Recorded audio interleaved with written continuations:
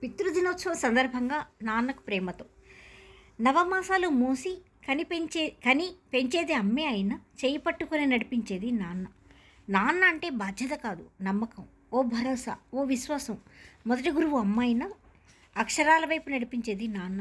ఆకలి తీర్చేది అమ్మే, కానీ కోరికలు తీర్చేది నాన్న. బతుకునిచ్చేది అమ్మ, బతకడానికి సమాజం వైపు నడిపించేది నాన్న. అందుకే నాన్న అంటే అందరికన్నా మిన్న.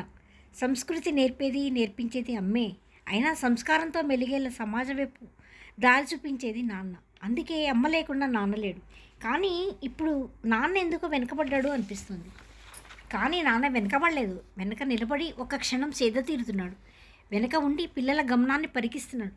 పిల్లల జీవితంలో ఎదుగుతుంటే ఆ తల్లి పడే ఆనందాన్ని చూసి చెమరైన తన కళ్ళను కంటి అద్దాల వెనక దాచలేక ఆనంద భాష్పాలని తుడుచుకోవడానికి ఒక్క అడుగు వెనకపడ్డాడు కాదు, నిలిచి ఉన్నాడు. తను నాన్నకన్నా తన కన్న వాళ్ళను గొప్పగా పెంచగలిగానా అని లెక్కలు బేరీజు వేసి చూసుకుంటున్నాడు. అందుకే ఒక క్షణం ఆగి ఇంకా ఏదో నేర్పడానికి ఆలోచిస్తూ వెనకే నిలబడ్డాడు. తనకన్నా ఉన్నతంగా గొప్పగా మంచితో మానవత్వంతో తమ జీవితంలో గెలుపులే ఉండాలని ఆశపడుతూ ఆయాసంతో ఓ ఘడియ వెనక నిలబడి యోచిస్తున్నాడు.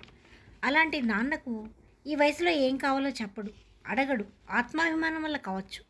అందుకే తనకు తోడుగా కాళ్ళజోడు కళ్ళజోడు, చేతికి ఊతంగా ఓ చేతికర్ర మాత్రం ఉంచుకున్నాడు.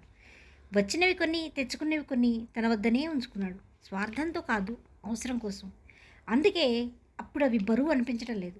మంచి బతుకు ఇచ్చినా లేకున్నా ఎలా బతకాలో నేర్పించాడు. ఇది తన అనుభవంతో నేర్చుకున్న పాఠం.